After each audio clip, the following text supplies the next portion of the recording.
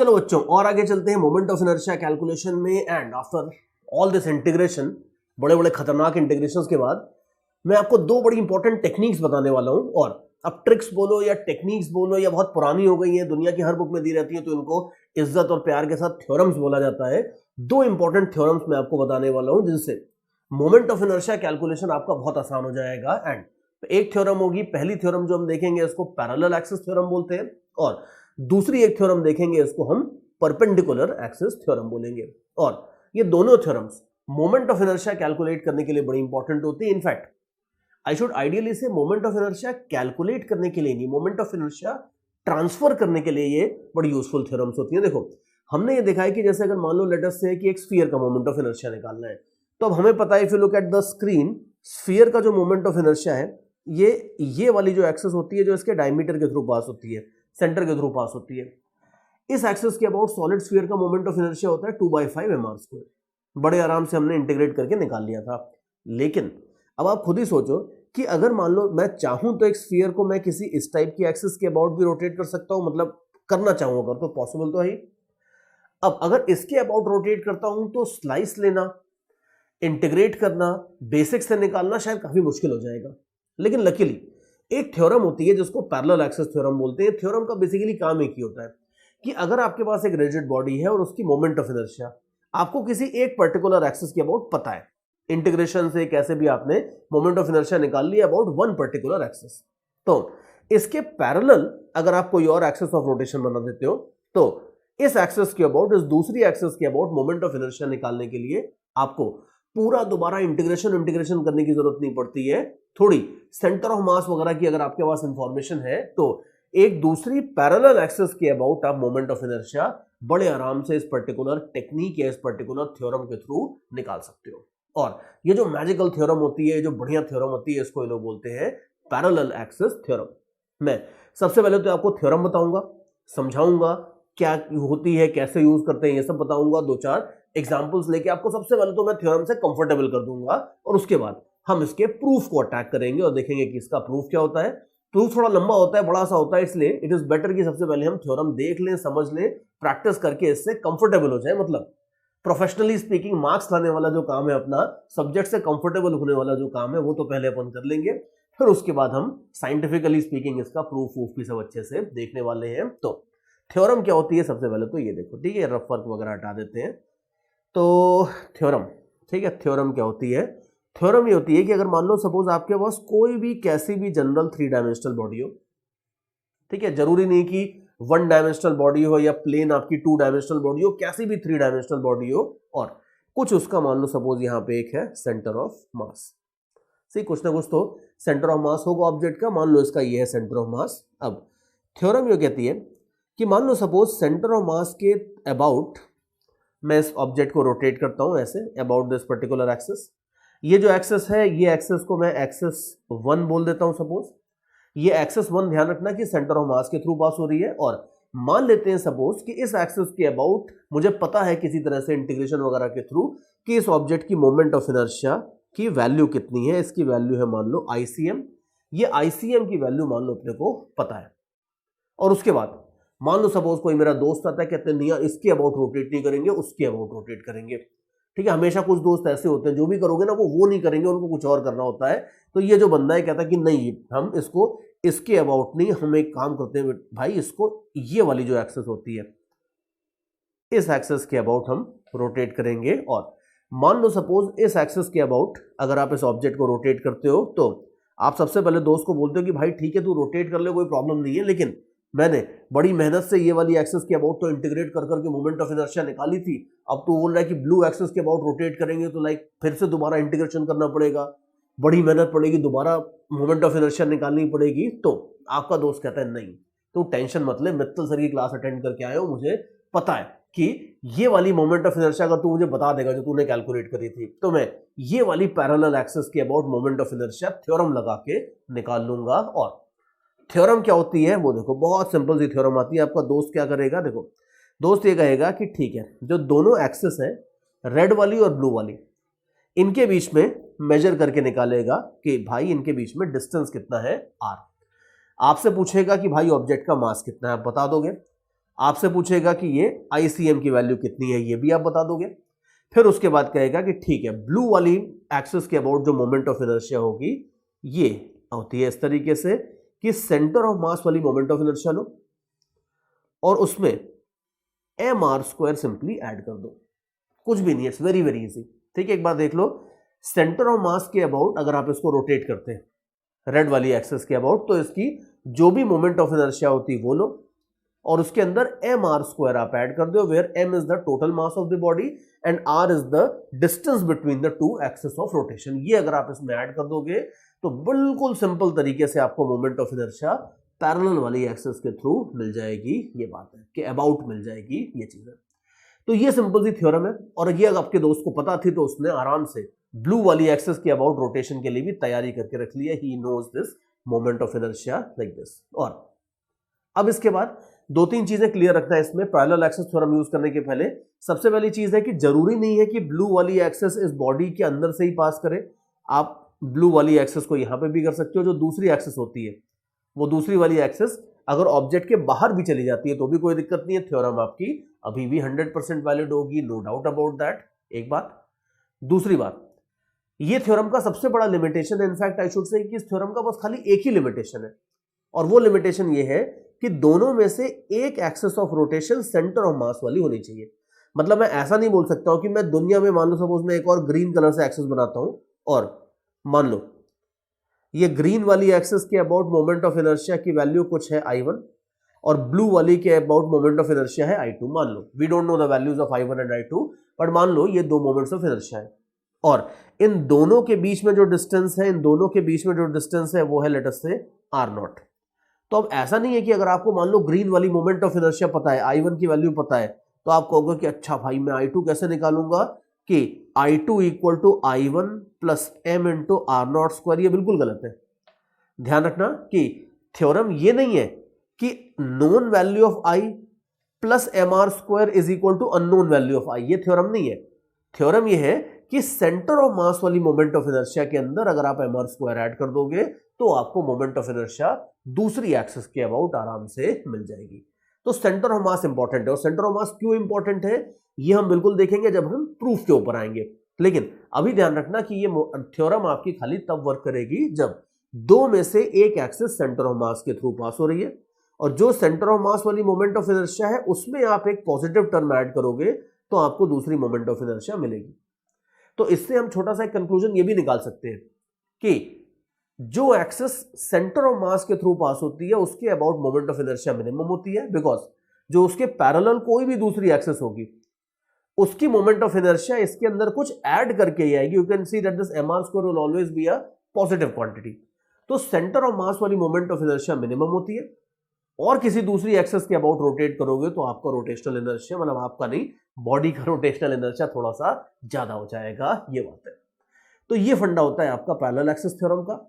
और before we start looking at the proof and all these things, सबसे पहले let me make you comfortable with this thing. मैं आपको सबसे पहले एक दो छोटे मोटे क्वेश्चन सॉल्व करके दिखाता हूं। देखो पहले तो ये रफर हटा देते हैं, क्वेश्चन जरा एक दो सॉल्व करके देखते हैं। जैसे मान लो जो हमने पुराने डेरिवेशन ही देखे थे उन्हीं को अगर मान लो सपोज थोड़ा सा अटैक करते हैं। जैसे चलो let me take this particular situation कि मेरे पास एक रॉड है, ठीक है। सबसे पहले इफ यू रिमेंबर हमने डेरिवेशन रॉड की करी थी।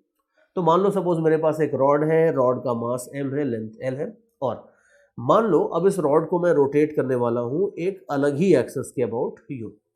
मैं इसे ये वाली एक्सिस के अबाउट रोटेट करने वाला हूं और ये वाली जो एक्सिस है ये मान लो यहां से l/4 डिस्टेंस के ऊपर है u। तो rod will be rotated about this particular axis और हमारा क्वेश्चन ये है कि भाई इस एक्सिस के अबाउट अपनी फेवरेट रॉड की मोमेंट ऑफ इनर्शिया कितनी होने वाली है। तो अब दो ऑप्शंस हैं। एक तो ये है that if you really love integration आप करो इंटीग्रेट, कोई दिक्कत नहीं है, लेकिन जहां पे बिना इंटीग्रेशन के काम हो सकता है वहां तलवार क्यों निकालनी है अपने को इंटीग्रेशन वाली। तो हमें इंटीग्रेशन की कोई जरूरत नहीं है। हमें यह पता है अच्छे से कि अगर सेंटर ऑफ मास वाली मोमेंट ऑफ इनर्शिया देखोगे, याद करो कि हमें सेंटर के थ्रू पास होने वाली मोमेंट ऑफ इनर्शिया पता थी, ये थी ml²/12। ठीक है, नोट केयरफुली कि ये वाली जो मोमेंट ऑफ इनर्शिया थी ये हमें पता है कि ये वाली एक्सिस के अबाउट ml²/3 होती है। लेकिन इसका रिक्वायरमेंट नहीं है यहाँ पे, बिकॉज पैरेलल एक्सेस थ्योरम लगाने के लिए दोनों में से एक एक्सेस सेंटर ऑफ मास से पास होनी ही चाहिए। तो देयरफॉर ये वाली जो मोमेंट ऑफ इनर्शिया है ये है ml²/12 and you can further see कि दोनों एक्सेस के बीच में जो डिस्टेंस होता था भाई इसी को हम r बोलते थे, और ये r हो जाएगा l/2 minus l/4 which is like l/4। तो therefore now you can easily सी, अब तो बिल्कुल छक्का मारने का टाइम है, अपन सीधे सीधे मोमेंट ऑफ इनर्शिया निकाल लेते हैं। ये हो जाएगा ml²/12 प्लस mr², r मतलब l/4 का स्क्वायर। ठीक है, इसको आप आगे कैलकुलेट कर लो। ठीक है, कैलकुलेट तो आप कर ही लोगे, मैं कैलकुलेशन में आपका टाइम वेस्ट नहीं करूंगा इधर। तो ये आगे आप कैलकुलेट कर लो, आपको फाइनल रिजल्ट मिल जाएगा, ये बात है। तो इस तरीके से हम पैरेलल एक्सेस थ्योरम को यूज करते हैं और प्रैक्टिस करते हैं। ये तो खैर बहुत ही बच्चों वाला एग्जाम्पल था, तो थोड़ा सा चलो बच्चों वाला ही एक और एग्जाम्पल मैं और लेता हूँ। ठीक है, फिर थोड़ा सा धीरे धीरे बड़े वाले एग्जाम्पल्स की तरफ जाएंगे। देखो नेक्स्ट अपना एग्जाम्पल ये है कि अगर मान लो सपोज मेरे पास एक डिस्क है, ठीक है, ये डिस्क है, डिस्क का मास m है, रेडियस r है। थोड़ी मैंने थिकनेस भी दिखा दिया ताकि थोड़ी फिगर देखने में अच्छी लगे, कम से कम डिस्क जैसी लगनी चाहिए। तो ये डिस्क है, थोड़ा साइड से अपन देख रहे हैं। हमें ये अच्छे से पता है कि भाई ये वाली जो मोमेंट ऑफ इनर्शिया होती है, ये मोमेंट ऑफ इनर्शिया होती है mr²/2, और ये एक्सेस आप ध्यान से देखो सेंटर ऑफ मास के थ्रू पास हो रही है। ये मोमेंट ऑफ इनर्शिया ग्रीन वाली हमें पता है। और अब कोई आता है कहता है कि यार अब ना इस डिस्क को हम ऐसे नहीं रोटेट करेंगे, हम इसको ये रेड वाली एक्सेस के अबाउट रोटेट करेंगे। अब बताओ जरा मोमेंट ऑफ इनर्शिया कितनी होगी। तो yes I know you are smiling and you are doing the question on your own now. तो जरा फटाफट आंसर निकाल के देख लो कितनी मोमेंट ऑफ इनर्शिया आती है। सी स्मॉल आर की वैल्यू यहाँ पे दो एक्सेस के बीच का जो डिस्टेंस होता है वो उसकी वैल्यू तो कैपिटल आर है। तो ये जो मोमेंट ऑफ इनर्शिया है रेड वाले के अबाउट ये हो जाएगी आपकी ICM। लुक केयरफुली, ICM मतलब mr²/2 plus m small r square. Small r यहाँ पे कैपिटल R है, तो सब कुछ कंबाइन कर दोगे तो ये हो जाएगा 3/2 mr²। इजी है। अब इसी को आप सोच के देखो कि अगर आपको डायरेक्टली इंटीग्रेशन से करना होता तो बड़े अजीब तरीके से स्लाइसेस लेनी होती, things would have become very very complicated perhaps अगर आप इसे डायरेक्टली इंटीग्रेशन से करते। लेकिन थ्योरम इतनी बढ़िया है कि इस थ्योरम का यूज करके बहुत सारी moments of inertia almost free में निकल आती है। हाँ ये जरूर है कि आपको ICM पता होनी चाहिए, दोनों में से ICM या दूसरी जो एक्सेस है उनमें से एक के अबाउट मोमेंट ऑफ इनर्शिया आपको पता होनी चाहिए। Then you can calculate all these things very very easily. और आगे देखो, ठीक है, इस डिस्कशन को अभी और थोड़ा सा मीडियम लेवल पे लेके चलते हैं। आसान आसान दो सिंपल से एग्जांपल्स थे, तो अभी थोड़ा सा अभी मैं आपके कैलिबर के हिसाब से थोड़ा बड़ा क्वेश्चन लेता हूं। देखो अभी नेक्स्ट क्वेश्चन ये है कि मान लो मेरे पास दो रॉड्स हैं और दोनों रॉड्स को मैंने साथ में ऐसे वेल्ड कर दिया है, जोड़ दिया है, और जोड़ के मैंने इस तरीके से एक स्ट्रक्चर बना लिया है। यूं ऐसे उल्टा L शेप का मैंने एक स्ट्रक्चर बना लिया है। ऐसे जो दोनों रॉड्स हैं उनका मास और लेंथ m और l है ईच, और इसके साथ साथ ये देखो ये वाली एक्सिस ऑफ रोटेशन है। मतलब जो एक्सिस ऑफ रोटेशन है वो एक रॉड के एंड से पास हो रही है और ये एक्सिस ऑफ रोटेशन स्क्रीन के प्लेन के परपेंडिकुलर है। ये वाली आपकी पूरी सिचुएशन है। ठीक है, अब ये स्ट्रक्चर रोटेट करने वाला है, हमें निकालना है इसका मोमेंट ऑफ इनर्शिया। ठीक है, गिवन एक्सिस के अबाउट। तो देख लो सबसे पहले तो आप देखो ये फर्स्ट वाली रॉड को देखो। फर्स्ट वाली रॉड के लिए सब कुछ बहुत ईजी है। फर्स्ट वाली रॉड के लिए देखो जो एक्सिस ऑफ रोटेशन है वो आपकी ये है। एक्सिस ऑफ रोटेशन अगर ये रॉड है फर्स्ट वाली, तो एक्सिस ऑफ रोटेशन रॉड के एक एंड से पास कर रही है और रॉड के परपेंडिकुलर है। रॉड इसके अबाउट रोटेट करने वाली है ऐसे। तो यू नो वेरी वेल कि ये वाली मोमेंट ऑफ इनर्शिया में तो कोई खेल होता ही नहीं है, ये तो हो जाती है ml²/3। तो देयरफॉर जो फर्स्ट वाली रॉड है इसकी moment of inertia about the given axis will be ml²/3। तो ये तो हमने एक चीज लिखी ली, यहां तक कोई चैलेंज नहीं था।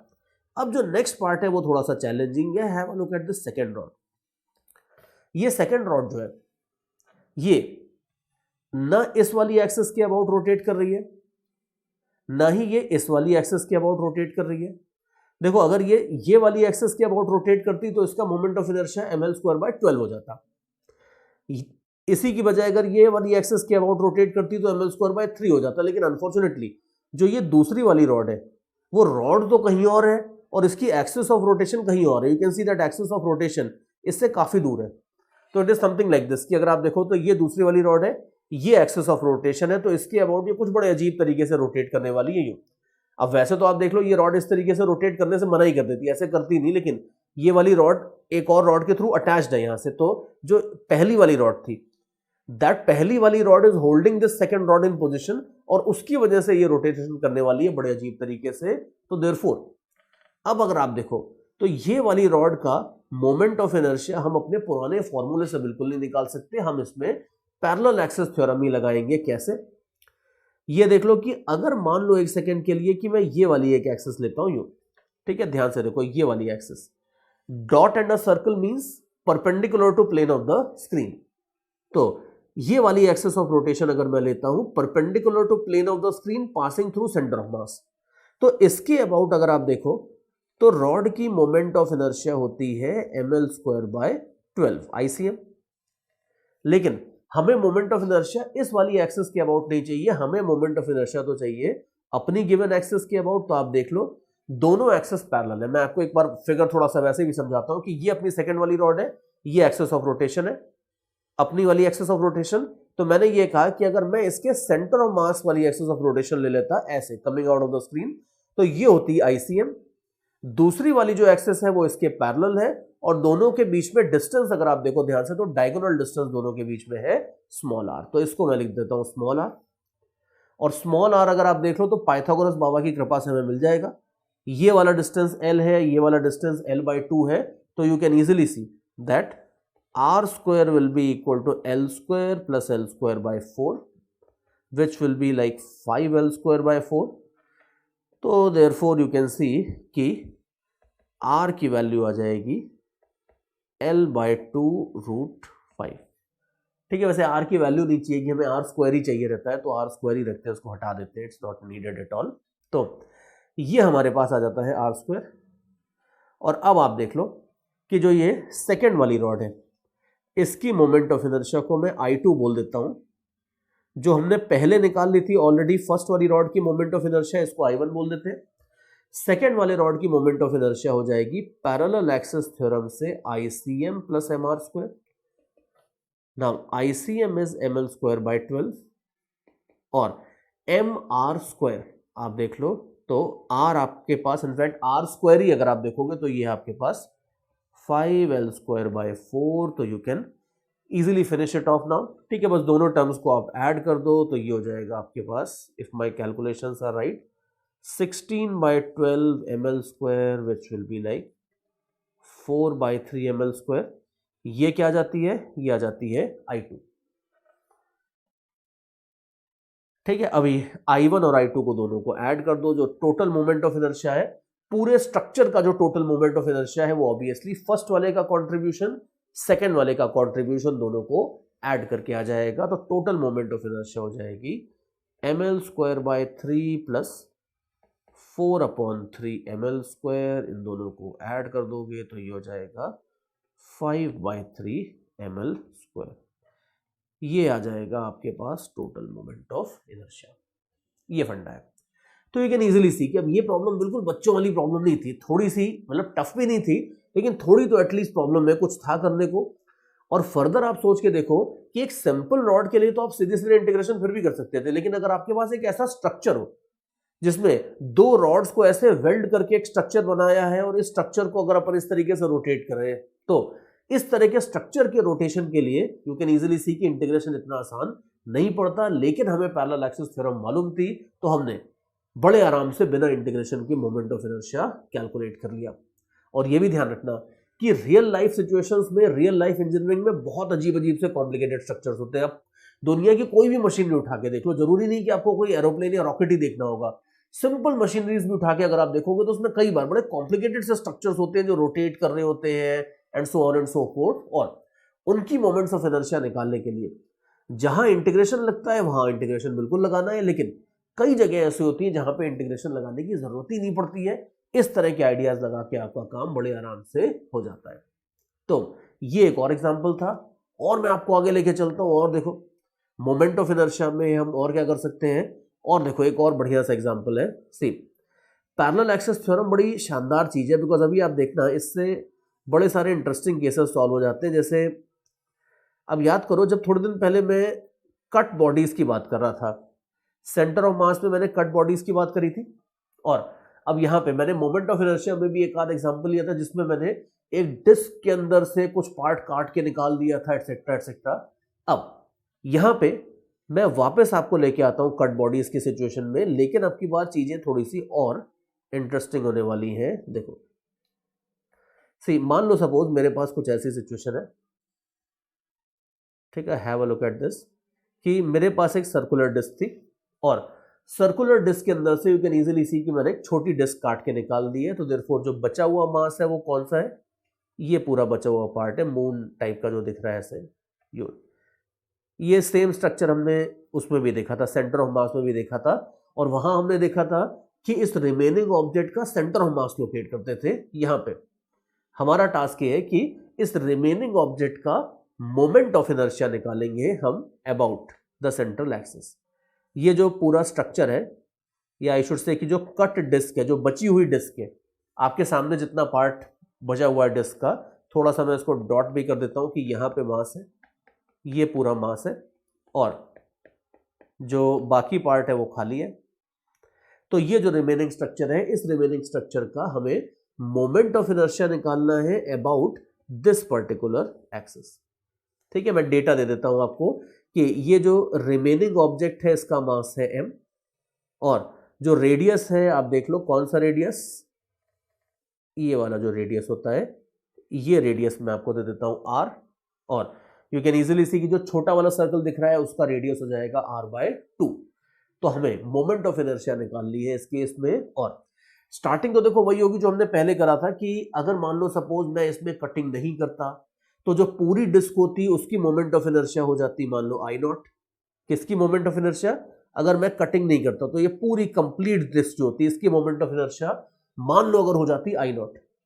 तो I0 निकाल लो सबसे पहले तो, और उसमें से जितने पार्ट को मैंने कट करके निकालना है, ये ग्रीन वाला पार्ट जो भी दिख रहा है, इस ग्रीन वाले पार्ट की मोमेंट ऑफ इनर्शिया है मान लो सपोज अगर I1, तो I0 में से I1 को सब्ट्रैक्ट कर दोगे तो आपको रिमेनिंग पार्ट की मोमेंट ऑफ इनर्शिया मिल जाएगी। ये तो बिल्कुल सिंपल कॉमन सेंस वाली बात है, लेकिन इस कॉमन सेंस वाली बात में जरा अभी हम कैलकुलेशन थोड़ा सा आगे बढ़ाते हैं। देखना इसमें छोटा सा ट्विस्ट आएगा, छोटा सा एक पॉइंट आएगा जो कई बार स्टूडेंट्स नेग्लेक्ट कर देते हैं, and then they end up getting wrong answers. फिर वो रोते हैं कि रोटेशन टफ है, कुछ भी टफ नहीं है, रोटेशन कुछ भी टफ नहीं होता है लाइफ में भी। देखना आराम से हम इसे सॉल्व करने वाले हैं। देखो चलो एक काम करते हैं, सबसे पहले मान लेते हैं कि इस डिस्क की सरफेस डेंसिटी है मान लो सिग्मा। ठीक है, सबसे पहले मैं I0 निकाल लेता हूं कि अगर मैं कुछ कटिंग वटिंग नहीं करता तो ये डिस्क की मोमेंट ऑफ इनर्शिया कितनी होती। हमें फॉर्मूला पता है कि डिस्क का मोमेंट ऑफ इनर्शिया हो जाता है mr²/2, और पूरी complete disc without any cut उसका मास अगर मान लो मैं बोल देता हूं m0, तो अब आप देख लो कि m0 हो जाएगा sigma into pi R square into r²/2। तो ये कर लोगे आप तो सिग्मा पाई/2 r⁴। ठीक है, ये तो हो जाएगा आपके पास I0। तो अगर आप कोई कटिंग वटिंग नहीं करते तो ये तो भाई मोमेंट ऑफ इनर्शिया थी पूरी डिस्क की। अब आप ध्यान से देखो, अब खेल शुरू होने वाला है। अब ये ग्रीन वाला जो पार्ट है, जो छोटी डिस्क है जिसको मैं काट के निकालने वाला हूं, हम इसका मोमेंट ऑफ इनर्शिया निकालते हैं, क्योंकि इसको मैं निकालूंगा तो इसके मोमेंट ऑफ इनर्शिया को मैं टोटल में से सबट्रैक्ट करूंगा। That is my game plan. तो अब आप देखो कि ये ग्रीन वाली जो डिस्क है इसके लिए रेड कलर से कैलकुलेशंस करते हैं। चलो इसके मोमेंट ऑफ इनर्शिया को मैं I1 बोल देता हूं, तो I1 मोमेंट ऑफ इनर्शिया हो जाएगा। यू कैन सी कि ये भी अल्टीमेटली है तो डिस्क की, तो डिस्क का मोमेंट ऑफ इनर्शिया का फॉर्मूला तो यही होगा mr²/2, लेकिन यहां थोड़ा सा ध्यान रखना कि इसका रेडियस r नहीं है, इसका रेडियस r/2 है। तो r²/2 अगर आप लिखोगे तो उसको थोड़ा केयरफुली लिखना होगा। और m1 आप देख लो, m1 मतलब कि छोटी डिस्क का जो मास है ये हो जाएगा sigma into pi r² into this and this, ये हो जाएगा आपका छोटी वाली डिस्क का मोमेंट ऑफ इनर्शिया। और इसको अगर आप थोड़ा बहुत आगे कैलकुलेट कर लो, इनफैक्ट ये सब रेड कलर के कैलकुलेशन आप कर रहे हो अच्छी बात है, लेकिन जो ऊपर रिजल्ट निकाला था इसमें भी अगर आप r की जगह r/2 डाल देते तो भी रिजल्ट आ ही जाता। तो ये सब कैलकुलेट करके देख लो, ये हो जाएगा आपका sigma pi r⁴/32 if my calculations are right. ये मोमेंट ऑफ इनर्शिया हो जाएगा किसका, छोटी वाली डिस्क का, जिसको मैं काट के निकाल रहा हूं, उसका मोमेंट ऑफ इनर्शिया हो जाएगा इतना। तो हमारे पास टोटल केक था इतना बड़ा, उसमें से छोटू मोटू ने खा लिया इतना, तो बचेगा कितना, इन दोनों का डिफरेंस ले लोगे तो आपको रिमेनिंग मोमेंट ऑफ इनर्शिया मिल जाना चाहिए। लेकिन यहीं पे वो छोटी सी ट्विस्ट है जिसकी मैं बात कर रहा था, और आप आई एम प्रीटी श्योर कि कई लोगों ने पकड़ भी लिया होगा कि हाँ गड़बड़ क्या कर दी है मैंने। मैं गड़बड़ ये कर रहा हूं कि ध्यान से देखना कि मोमेंट ऑफ इनर्शिया किसी भी ऑब्जेक्ट की खाली प्रॉपर्टी नहीं होती, ये इस पे इसकी भी ऊपर डिपेंड करती है कि उस ऑब्जेक्ट को आप किस एक्सिस के अबाउट रोटेट कर रहे हो।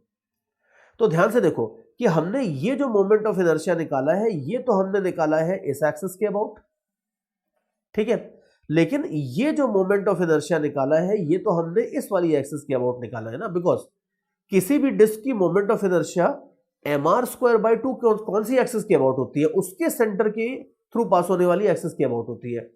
तो प्रॉब्लम यह है कि हमने I0 निकाला एक अलग एक्सिस के अबाउट, I1 हमने निकाला एक अलग एक्सिस के अबाउट, तो भाई उनको थोड़ी सब्ट्रैक्ट कर सकते हैं। मोमेंट्स ऑफ इनर्शिया ऐड या सब्ट्रैक्ट तो तभी होते हैं ना जब दोनों तीनों चारों जितने भी मोमेंट्स ऑफ इनर्शिया है वो सब अगर सेम एक्सिस के अबाउट होंगे, तभी उनको ऐड या सब्ट्रैक्ट करने की सेंस बनती है। तो देयरफॉर ये ध्यान रखना कि इस तरह की प्रॉब्लम्स में मोमेंट्स ऑफ इनर्शिया आप निकालते हो कई सारे, विच इज वेरी नाइस, लेकिन उनको ऐड सब्ट्रैक्ट करने से पहले पैरेलल एक्सिस या जो भी थ्योरम आपको चाहिए वो लगा के उन सारे के सारे मोमेंट्स ऑफ इनर्शिया को एक सिंगल एक्सिस के अबाउट आपको लेके आना है, उसके बाद ही आप इनको एडिशन या सब्ट्रैक्शन कर सकते हो।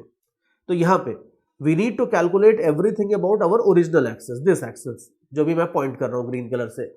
तो देयरफॉर ये जो I1 हमने निकाली है इसको हमें शिफ्ट करना पड़ेगा अपनी ओरिजिनल एक्सिस के अबाउट। हमें पता है कि ये ग्रीन डॉट जो भी मैंने स्क्रीन के ऊपर लगाया है एनसर्कल्ड, ये वाली एक्सिस के अबाउट मोमेंट ऑफ इनर्शिया है I1। तो पैरेलल एक्सिस थ्योरम से इसको अपनी ओरिजिनल एक्सिस के अबाउट शिफ्ट करोगे तो I1 की जो प्रॉपर वैल्यू होगी, देखो जो हमने अभी फर्जी वैल्यू निकाली है थोड़ी सी, इसको मैं I1 डैश बोल देता हूं। जो प्रॉपर वैल्यू होगी I1 ओरिजिनल अपनी एक्सिस के अबाउट, ये हो जाएगी I1 dash plus m into r²। ये बात है, ये आपका सही तरीके से कैलकुलेशन होगा। तो यू कैन सी कि I1 डैश की वैल्यू तो जो निकाली है सिग्मा पाई r⁴/32 वगैरह वगैरह वो सब डाल दो, और ये जो चीज है ये चीज आपको यहाँ पे और थोड़ी सी कैलकुलेट करके लानी पड़ेगी। और ठीक है, वही पुराने कैलकुलेशन है जो अभी हमने किए ही थे, so there is nothing much in that. m1 हो जाएगा sigma into pi into r/2² और एक r/2² बाहर ही घूम रहा है, तो देयरफॉर इसको बस अब थोड़ा सा कैलकुलेट कर लेते हैं।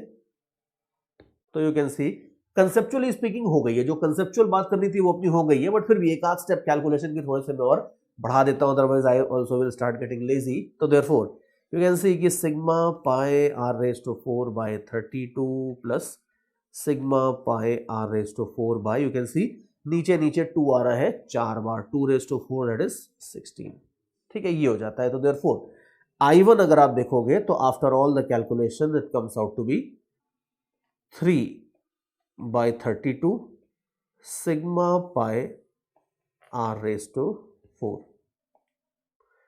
ठीक है, ये आपके पास मोमेंट ऑफ इनर्शिया आ जाएगी I1। तो नोट केयरफुली कि ये I1 का मतलब क्या है, ये I1 का मतलब है कि जितने पार्ट को मैं कट करके निकाल रहा हूं ये उतने पार्ट का, ये ग्रीन वाले पार्ट का मोमेंट ऑफ इनर्शिया है कौन सी एक्सिस के अबाउट, अपनी ये वाली जो एक्सिस है जो ओरिजिनल एक्सिस थी इसके अबाउट ये मोमेंट ऑफ इनर्शिया है ग्रीन वाले पार्ट का। तो बिल्कुल सुपर फाइनल रिजल्ट अब देख लेते हैं। हमारा सुपर फाइनल रिजल्ट ये हो जाता है कि हमें फाइनली मोमेंट ऑफ इनर्शिया चाहिए कट बॉडी की, तो कट बॉडी की मोमेंट ऑफ इनर्शिया हो जाएगी I0 माइनस I1, ठीक है। तो ये हो जाएगी आपकी sigma pi r⁴/2 minus 3 sigma pi r⁴/32, ठीक है। अब इसके आगे तो आप कैलकुलेट कर ही लोगे, तो यू कैन इजीली सी ये आपके पास सिग्मा के टर्म्स में आपकी मोमेंट ऑफ इनर्शिया आ जाएगी। और लास्ट में जनरली एग्जाम में लास्ट में एक फ्रस्ट्रेटिंग सा कैलकुलेशन स्टेप और होता ही है कि आप सब कुछ मेहनत करते हो, आंसर निकालते हो, आंसर आपका सिग्मा के टर्म्स में आता है, चारों ऑप्शंस देखते हो, किसी से मैच नहीं करता है, आपके सारे कैलकुलेशंस करेक्ट है, लेकिन दिक्कत ये कि उन्होंने आंसर आपको एम के टर्म्स में दे रखा है, तो कुछ भी नहीं है, एक दो स्टेप्स और लगेंगे, जो भी आपका आंसर है उसको लास्ट में ये एम के टर्म्स में कन्वर्ट कर लो और कन्वर्ट करके you will have your final answer. But again ध्यान रखना कि इसमें कंसेप्चुअली स्पीकिंग जो मेन बात थी इस एग्जाम्पल में वो ये थी कि आपने मोमेंट ऑफ इनर्शिया जो भी अगर ऐड करनी है, सब्ट्रैक्ट करनी है कई सारी बॉडीज की, तो छोटा सा एक कॉमन सेंस वाला रूल ये है कि ये सारी मोमेंट्स ऑफ इनर्शिया एक ही एक्सिस के अबाउट होनी चाहिए, नहीं है तो उनको पैरेलल एक्सिस या किसी और एक्सिस थ्योरम से शिफ्ट करके सही करो और उसके बाद फिर आप इन मोमेंट्स ऑफ इनर्शिया को ऐड वैड आराम से कर सकते हो। So you can easily see that is how things work and you can also see कि कितनी इंपॉर्टेंट थ्योरम है ये पैरेलल एक्सिस थ्योरम, बिकॉज अगर पैरेलल एक्सिस थ्योरम नहीं होती तो इस प्रॉब्लम को हम एटलीस्ट इतने आराम से इस तरीके से तो सॉल्व नहीं कर सकते थे। और देखो अभी मैं और आपको एग्जांपल्स दिखाता हूं, मतलब पैरेलल एक्सिस थ्योरम का तो ऐसी चीज यार, मतलब जिसकी महिमा का जितना गुणगान किया जाए उतना कम है। और आप देखो और देखते हैं क्या होता है। सेम अभी जैसे नेक्स्ट एक सिचुएशन देखो कि मान लो सपोज मेरे पास एक ट्राइंगल है, ठीक, और हम बोल्ड लोग हैं काफी, हम इक्विलैटरल या दूसरे ट्राइंगल, सिंपल ट्राइंगल्स के पीछे तो छुपते नहीं, हम सीधे स्केलिन ट्राइंगल लेके आते हैं कि भाई ठीक है let us do your our verse. तो मान लो सपोज मेरे पास ये स्केलिन ट्राइंगल है, मास m है, हाइट h है, ये सब अपने को गिवन है।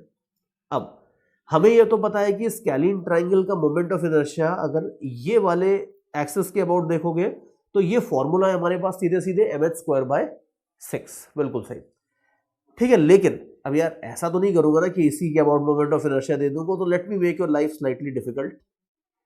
माय क्वेश्चन इज दिस कि ये ट्रायंगल को अगर मैं ये वाली एक्सिस के अबाउट रोटेट करता हूं तो क्वेश्चन ये है कि इस वाली एक्सिस के अबाउट मोमेंट ऑफ इनर्शिया कितना होगा, ये हमें निकालना है, ठीक है। चाहे तो आप बिल्कुल बहादुर बच्चे की तरह एक बार वीडियो पॉज कर दो, खुद से देखो, समझो प्रॉब्लम को और सॉल्व करके अपना आंसर निकाल के पेपर पे लिख लो।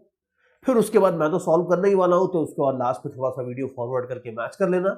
मैच हो जाता है then give yourself a pat on the back, खुश हो जाओ और आगे बढ़ जाओ। नहीं मैच होता है तो फिर जरा मेरा एक बार सोल्यूशन देख लेना। और सबसे पहले एक काम करते हैं, मैं आपको चलो आंसर ही बताता हूं एक बार कि इसका आंसर हो जाएगा आपका mh²/6 प्लस mh² करोगे अगर, मैं जरा रफली कैलकुलेट करता हूं, अभी समझा नहीं रहा हूं, बाद में मैं अच्छे से समझाऊंगा, बस आंसर मैचिंग के लिए। अगर देखो मान लो अगर आप ये करते हो तो ये हो जाता है 7/6 mh²। तो आप चेक कर लो सबसे पहले तो क्या आपने 7/6 mh² आंसर निकाला है। अगर आपने यही आंसर निकाला है then let me assure you that this answer is not correct. Yes you heard it right, this answer is not correct. और आपने वही छोटी सी सिली मिस्टेक कर दी है जो हर साल लाखों स्टूडेंट करते हैं, और उसके बाद when they look at the correct method then they see अच्छा ठीक है हमने ये गलती कर दी थी। You have not made any big mistake, बस थोड़ी सी एक छोटी सी बच्चों वाली गलती कर दी है जिसको अभी अपन सही कर लेंगे। लेकिन ध्यान रखना कि ऐसी बच्चों वाली मिस्टेक से चक्कर में मार्क्स पर धीरे धीरे गायब हो जाते हैं, तो you have to make sure कि ऐसी गलतियां ना करो। ध्यान रखना कि पैरेलल एक्सिस थ्योरम तो खाली आप तब लगा सकते थे जब दोनों में से एक एक्सिस एटलीस्ट सेंटर ऑफ मास के थ्रू पास हो। अब अगर मान लो सपोज आप एक एक्सिस ये वाली लेते हो, दूसरी एक्सिस ये वाली लेते हो, तो इन दोनों एक्सिस के बीच में तो पैरेलल एक्सिस थ्योरम लगेगी नहीं ना भाई। आप देख लो इन दोनों में से तो कोई भी एक्सिस सेंटर ऑफ मास के थ्रू पास नहीं हो रही है। तो देयरफॉर मोमेंट ऑफ इनर्शिया अगर आपको सही सही निकालना है तो आपको या पैरेलल एक्सिस थ्योरम अगर लगानी है तो एक जरा आप बनाओ सेंटर ऑफ मास, और सेंटर ऑफ मास के थ्रू पास होने वाली एक लाइन यानी कि एक एक्सिस को भी ड्रॉ कर दो। और यू नो वेरी वेल कि सेंटर ऑफ मास की हमारी नॉलेज है, हमें पता है कि किसी भी ट्रायंगुलर प्लेट का सेंटर ऑफ मास बॉटम से अगर आप देखोगे तो h/3 की हाइट के ऊपर होता है, ये हमें ऑलरेडी पता है। तो ये h/3 है, जो रिमेनिंग डिस्टेंस है ये 2h/3 है। तो ये ध्यान रखना कि mh²/6 वाला मोमेंट ऑफ इनर्शिया डायरेक्टली आप ऊपर ट्रांसफर नहीं कर सकते हो। आपको इस क्वेश्चन में पैरेलल एक्सिस थ्योरम 2 बार लगानी होगी। एक बार आप लगाओगे इन दोनों के बीच में और दूसरी बार आप लगाओगे इन दोनों के बीच में, और इस तरीके से आपका काम होने वाला है। And let me go ahead and write down the solution also. See formula होता था that I is equal to ICM plus MR², ये फॉर्मूला था। मतलब ये MR² किसके अंदर ऐड होता है, ये mr² आपका ICM के अंदर ऐड होता है। तो देयरफॉर ये फॉर्मूला अगर आप इन दोनों एक्सेस के बीच में लगाओगे, तो ध्यान रखना इन दोनों के बीच में अगर आप लगाओगे तो mh²/6 लेफ्ट हैंड साइड में आएगा और ICM इधर आएगा और mr² में r की वैल्यू आ जाएगी h/3। तो नीचे वाली दो एक्सेस के अबाउट अगर आप पैरेलल एक्सेस थ्योरम लगाओगे तो ध्यान रखना कि mh²/6 इधर नहीं आएगा। कई बार बच्चे इसको ऐसे याद कर लेते हैं कि अच्छा I unknown is equal to I known plus mr²। ये गलत है। आपको पता आपकी बार ये है, आपको ये निकालना है, लेकिन पता आपको क्या है और क्या नहीं पता है उससे पैरेलल एक्सेस थ्योरम नहीं चेंज हो जाएगी। तो ध्यान रखना कि ICM के अंदर आप mr² को ऐड करोगे, that is a small but important step. तो ठीक है, एक इक्वेशन तो आ जाएगी इस तरीके से। और ये सेम पैरेलल एक्सेस थ्योरम अगर आप लगाते हो इन दोनों के बीच में, तो बिल्कुल आप लगा दो। इन दोनों के बीच में अगर आप लगा दोगे तो यू कैन इजीली सी कि यहां पे अब ये वाली जो मोमेंट ऑफ इनर्शिया है टॉप वाली, this will be equal to ICM plus m into r²। ये हो जाएगी आपकी सेकेंड इक्वेशन। तो ठीक है, दो इक्वेशंस हैं। अब आप देख लो इन दोनों इक्वेशंस को, अब आप आगे देख लो इन दोनों इक्वेशंस को आप सबट्रैक्ट कर दो। सबट्रैक्ट कर दोगे तो ये कैंसिल हो जाएगा, कैंसिल होके आपका खाली ये अननोन बचेगा। ये अननोन आप आराम से कैलकुलेट कर लोगे and I have total faith in you कि इसके बाद ये कैलकुलेशन करके आप आराम से अपना फाइनल आंसर निकाल लोगे। बट इस प्रॉब्लम के थ्रू हमने क्या सीखा, मॉरल ऑफ द स्टोरी क्या था? मॉरल ऑफ द स्टोरी ये था कि ये ध्यान रखना कि पैरेलल एक्सेस थ्योरम आप उन दोनों एक्सेस के बीच में ही लगाते हो जिन दोनों में से एक एटलीस्ट सेंटर ऑफ मास के थ्रू पास हो रही हो। इसीलिए आप ये वाली एक्सेस, टॉप वाली और बॉटम वाली, इन दोनों के बीच में डायरेक्टली पैरेलल एक्सेस थ्योरम बिल्कुल नहीं लगा सकते हो, ये बात है। तो ये चीज छोटी सी बात है, ध्यान रखना। और अभी मैंने कोई आपको बहुत टफ एग्जांपल्स नहीं दिए पैरेलल एक्सेस थ्योरम के। थोड़ा सा और मजा आएगा जब मैं आपको थोड़ी देर में परपेंडिकुलर एक्सेस थ्योरम भी बता दूंगा। फिर दोनों को मिला के हम और अच्छे क्वेश्चंस बनाएंगे, फिर उसी में इंटीग्रेशन को भी मिला देंगे और उससे हम और अच्छे से भी अच्छे क्वेश्चंस बनाएंगे। खेल तो तब शुरू होगा, लेकिन यहाँ पे फिर भी एक डिसेंट लेवल तक अपन गेम को लेके जा चुके हैं। हमने यहाँ पे पैरेलल एक्सेस थ्योरम देख लिया और उसके दो चार अच्छे एग्जांपल्स देख के हमने थोड़ा सा एटलीस्ट ये मास्टर कर लिया है कि अब पैरेलल एक्सेस थ्योरम लगाना आपको एटलीस्ट अच्छे से आ गया है। तो अब आगे चलते हैं और ये देखते हैं कि ये पैरेलल एक्सेस थ्योरम जिसको हम बड़े आराम से यूज किए जा रहे हैं, इसका प्रूफ क्या होता है। भाई प्रूफ भी पता होना चाहिए as good students of science, आपको प्रूफ 100% पता होना चाहिए। अब इसमें कई बार कुछ बच्चे आर्ग्यू करते हैं, ज्यादा आर्ग्यू नहीं करते, लेकिन फिर भी 1-8% बच्चे ना बड़े प्रोफेशनल होते हैं, कहते सर फिजिक्स जो है वो मतलब लव ऑफ साइंस वगैरह तो जाने दो, कोई दिक्कत नहीं है, हमें तो अल्टीमेटली रैंक चाहिए और मार्क्स चाहिए, तो उसमें प्रूफ तो जेई में पूछ नहीं सकते, तो हम प्रूफ को छोड़ देंगे, कोई दिक्कत नहीं है। माय एडवाइस इज कि ये मत करना, बिकॉज प्रॉब्लम ये है कि आप प्रूफ को अगर छोड़ते जाओगे तो एक आध जगह चलो मैं फिर भी मान सकता हूं कि आपके शायद एग्जाम के स्कोर के ऊपर फर्क नहीं पड़ेगा, लेकिन बहुत जगहों पे फर्क पड़ेगा। बिकॉज जेई में स्पेशली एडवांस में ये लोग जो बेसिक थ्योरम्स होती हैं कई बार उनको ही थोड़ा बहुत इधर उधर ट्विस्ट कर देते हैं, कुछ कंडीशंस हटा देते हैं, कुछ कंडीशंस चेंज कर देते हैं, और वो बेसिकली यही चेक कर रहे होते हैं कि आपने सारी डेरिवेशंस वगैरह अच्छे से करी है नहीं करी है। अब बोर्ड एग्जाम में तो क्या करते हैं कि अगर उनको चेक करना है कि आपको डेरिवेशन आती है नहीं आती है, तो वो सीधा बात करते हैं कि भाई बेटा डेरिवेशन लिख दो। तो बेटा क्या करता है, रटी रटाई डेरिवेशन कई बार लोग लिखाते हैं, समझी नहीं होती बट रटी रटाई डेरिवेशन लोग लिखाते हैं, उससे काम चल जाता है। But JEE advance people are very smart, उन्हें पता है कि ये सब करते हैं बच्चे कई बार, तो वो क्या करते हैं कि वो जो बेसिक डेरिवेशन के कुछ एजम्पशंस होते हैं उनको चेंज करते हैं, कहते हैं इसको ऐसा नहीं ऐसा कर दो। फिर कहते हैं कि अच्छा पैरेलल एक्सेस थ्योरम में अगर मान लो मैं सेंटर ऑफ मास की डेफिनेशन ऐसे चेंज करके वैसे कर देता हूं, then what will be the new parallel axes theorem. मान लो अगर ऐसा क्वेश्चन चाहे तो पूछ सकते हैं। तो उसमें अब आप खुद ही देख लो कि अगर आपको प्रूफ अच्छे से नहीं आता होगा, अगर आपने समझा नहीं होगा प्रूफ अच्छे से, तो फिर ऑब्वियसली आप अटक जाओगे। और ऐसे बच्चे फिर बाद में आके बाहर बोलते हैं कि जेई एडवांस टफ है, ऐसा है वैसा है। ट्रस्ट मी, जेई एडवांस कुछ भी टफ नहीं है। प्रिपरेशन अच्छी होनी चाहिए, एक नॉर्मल आईक्यू और उसके साथ साथ एक प्रॉपर अच्छी लॉजिकल प्रिपरेशन, ये अगर आप करके चलोगे तो आपको एडवांस में अच्छी रैंक लाने से 100% एब्सोल्युटली कोई नहीं रोक सकता है। और वही अपन यहाँ पे कर भी रहे हैं। तो अब मैं आपको, चलो इतनी पेप टॉक काफी है, अब इसके बाद अब मैं आपको आगे चल के लेके चलता हूँ और दिखाता हूँ कि ये पैरेलल एक्सेस थ्योरम का प्रूफ क्या होता है।